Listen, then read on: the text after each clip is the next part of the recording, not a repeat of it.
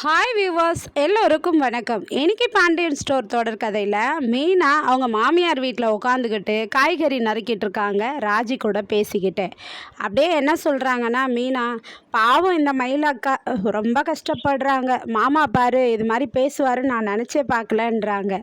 ஏன் ராஜி, மயிலக்கா மாமா விஷயம் உனக்கு தெரிஞ்ச மாதிரி நீ காமிச்சிக்காத, இந்த வீட்டில் யார்கிட்டேயும் சொல்லிக்காத அப்படின்றாங்க. சரிக்கா அப்படின்றாங்க ராஜியும். அப்போ உடனேயே கோமதி சமையல்கட்டுலேருந்து வராங்க. காய்கறிங்களை சின்ன சின்னதாக நறுக்குங்கம்மா, காலையிலேருந்து ஒரே தலைவலியாக இருக்குமா எனக்கு அப்படின்றாங்க.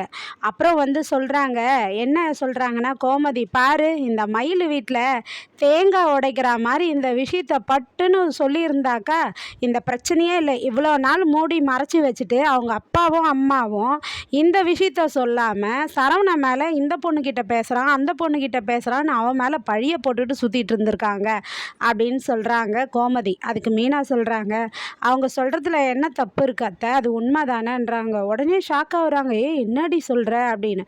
ஆமாம், சரவண மாமா ஒரு பொண்ணுக்கிட்ட பேசிக்கிட்டு தான் இருக்கிறாரு அப்படின்னு சொல்கிறாங்க. அதை நானே பார்த்துருக்கேன்றாங்க. என்னடி சொல்கிற நீ, அது அவன் கூட படித்த பொண்ணாண்டி அப்படின்றாங்க. கூட படித்த பொண்ணு தான் அத்தை, மயில் அக்காவுக்கும் மாமாவுக்கும் கோர்ட்டில் டைவர்ஸ் கேஸ் நடந்துட்டுருக்கு. அவங்க வேற மாசமாக இருக்காங்க. அந்த சமயத்தில் இவர் ஒரு பொண்ணுக்கிட்ட பேசிக்கிட்டு சுற்றுவாரா அப்படின்றாங்க. ஏதோ ஒரு முறை பேசியிருப்பாண்டி, எங்கேயாச்சும் பார்த்துருப்போம் அப்படின்னு சொல்கிறாங்க.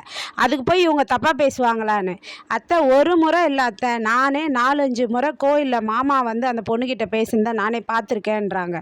செந்தில் அப்படியே ஷாக்காக பார்க்குறாரு. ஐயோ இன்னும் என்னென்னலாம் இருக்குதோன்னு. மீனாக்கு எல்லா விஷயமும் தெரியுது. அதுக்கப்புறம் சரிங்க அத்தை, எனக்கு டைம் ஆயிடுச்சு, அதனால் நான் கிளம்புறேன் ஆஃபீஸ்க்குன்றாங்க. இருமீனா சமைச்சிட்றேன் சாப்பிட்டு போன்றாங்க. அதுக்கப்புறம் செந்தில் சொல்கிறாரு, அம்மா இவளை இன்னும் கொஞ்ச நேரம் வீட்டில் வச்சுருந்தா பெரிய பெரிய அணுகுண்டா போட்டு வெடிப்பாம்மா, நான் முதல்ல கூட்டு போகிறேன், கிளம்பு அப்படின்னு கூப்பிட்டு போகிறாரு.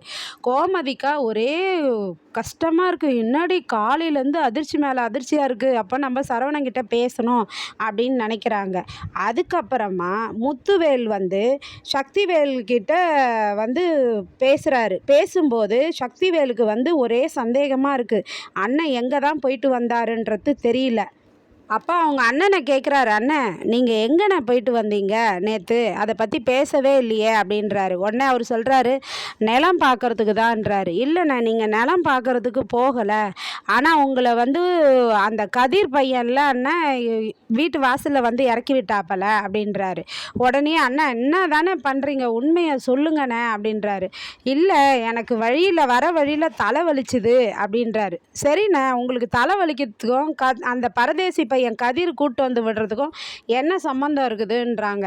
உடனே இவர் என்ன சொல்கிறாருன்னா, இல்லை நான் மயக்கம் போட்டு விழற மாதிரி இருந்தேன், அப்போ அந்த வழியாக கதிர் வந்தாப்பல என்ன ஆச்சுன்னு கேட்டான், நானும் சொன்னேன் இது மாதிரின்னு, ஆனால் நான் வீட்டில் கூட்டு விட்டுறேன்ட்டு அவன் விட்டான், அவ்வளோதான் அப்படின்றாரு.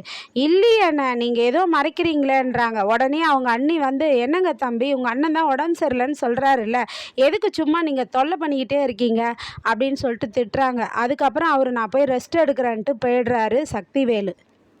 மீனா வீட்டில் காஃபி குடிச்சிட்ருக்காங்க. அப்போ கேட்குறாரு செந்தில், என்ன மீனா இந்த நேரத்தில் போய் காஃபி குடிக்கிற, காஃபி குடித்தா தூக்கம் வருமா அப்படின்னு கேட்குறாரு. ஆமாம், நான் இப்போ மட்டும் குடிக்காமல் இருந்தாலும் தூங்கிட்டாலும் சரி, எப்போ நான் உங்களை கல்யாணம் பண்ணிட்டு இந்த வீட்டுக்கு வந்தனோ அன்னையிலேருந்து என் தூக்கம் ஃபுல்லாக போச்சு அப்படின்றாங்க.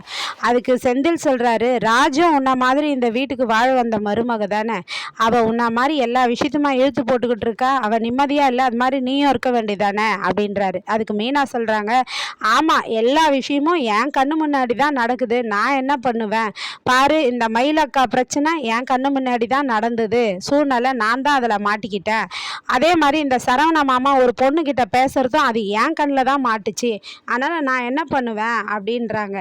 இல்லை மீனா, இந்த விஷயத்த நீ ஏற்கனவே முன்னாடியே என்கிட்ட சொல்லியிருக்கணும், மயில் கர்ப்பமாக இருக்கிறதெல்லாம் அப்படின்றாரு செந்தில். ஆமாம், என்னை எங்கே நீங்கள் சொல்ல விட்டீங்க, நீங்கள் தான் எல்லா விஷயத்துலையும் கேட்டு போடுறீங்களே, எது சொன்னாலும் புரிஞ்சுக்க மாட்டேன்றீங்க, உங்களுக்கு புரிஞ்சுக்கிற சக்தியே இல்லைன்றாங்க மீனா. உடனே என்னடி நீ நினச்சிக்கிட்ட, எனக்காடி புரிஞ்சுக்கிற சக்தியே இல்லை அப்படின்னு சொல்லிட்டு சண்டை போட்டு அவர் உள்ளே கோச்சிக்கிட்டு உள்ளே போயிடுறாரு. அதுக்கப்புறம் குமரவேல் வீட்டில் வந்து குமரவேலு அவங்க அப்பா சக்திவேல் கிட்ட பேசிக்கிட்டு இருக்கிறாரு. அப்பா, பேங்க்கில் இருக்கிற கணக்கும் நம்ம கிட்ட இருக்கிற கணக்கும் ஏதோ இடிக்குதப்பா, சரி வரலையே. கணக்கு பெரிய பெரிய அமௌண்ட்டாக 4-5 தடவை டிரான்ஸ்லேஷன் ஆயிருக்கே இந்த வாரத்திலேயே அப்படின்னு சொல்லி கேட்குறாரு. ஆமாண்டா, எனக்கும் சந்தேகமாக இருக்குது. அண்ணன் உங்கள் பெரியப்பா தாண்டா அதெல்லாம் எடுத்துருக்கிறாரு அப்படின்னு சொல்கிறாரு சக்திவேலு. அது குமரவேல் சொல்கிறாரு, அப்பா அது எப்படி அது மாதிரி எடுக்க முடியும், இது எல்லாருடைய பணமும் தானே, பொது பணம் தானே அப்படின்றாரு. இதில் நமக்கும் உரிமை தானே இருக்குன்னு. ஆமாண்டா, எடுக்க முடியாது தான். நாங்கள் ஒருத்தருக்கு ஒருத்தர் பணம் எடுக்கும் போதெல்லாம் சொல்லிப்போம். ஆனால் இந்த முறை உங்கள் பெரியப்பா சொல்லலை. எனக்கு என்னவோ சந்தேகமாக இருக்குது, அந்த கதிருக்கு தான் கொடுக்குறாரு அப்படின்றாங்க. உடனே குமரவேல் சொல்கிறாரு, எப்படிப்பா கதிர்வேலுக்கு கொடுக்க முடியும் அப்படின்றாரு. கொடுத்துருக்குறாரடா, என்னடா பண்ணுறது அப்படின்ட்டு. அப்போ வந்து உடனே சுகன்யா கேட்குறாங்க, மாமா அப்போது இந்த சொத்தில் பங்கு வந்து ராஜிக்கும் தானே இருக்குன்றாங்க.